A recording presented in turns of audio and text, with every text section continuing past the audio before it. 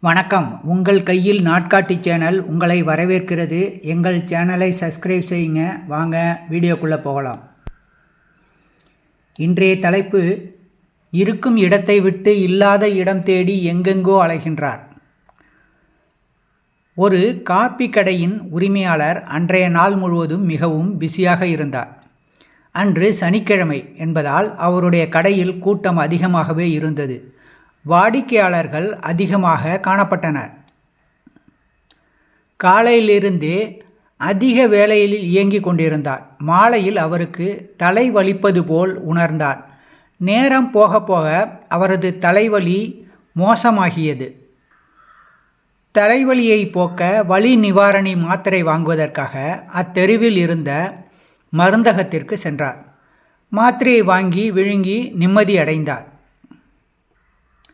இன்னும் சில நிமிடங்களில் அவரின் தலைவலி முற்றிலும் குறைந்து நலமடைந்து விடுவார் என்று அவருக்கு தோன்றியது.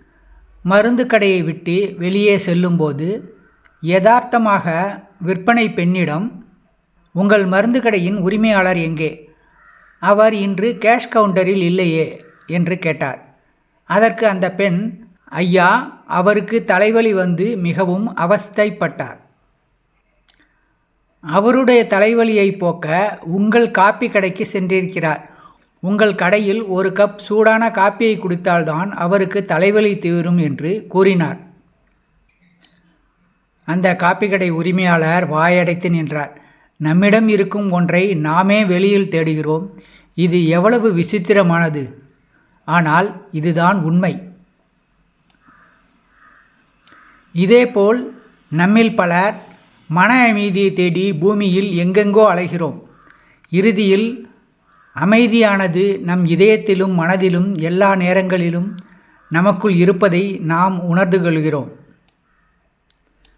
மன அமைதி என்பது நாம் திருப்தி அடைவதன் மூலமாகவும் நம்மிடம் இருப்பதை கொண்டு திருப்தி அடைவதன் மூலமாகவும் கிடைக்கும் என்று பலருக்கு தெரியாமலே உள்ளது.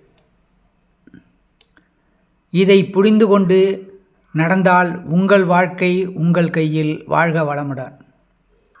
இந்த பதிவை லைக் செய்யுங்கள், உறவினர் நண்பர்களுக்கு ஷேர் செய்யுங்கள், எங்கள் சேனலை சப்ஸ்கிரைப் செய்யுங்கள். நன்றி, வணக்கம்.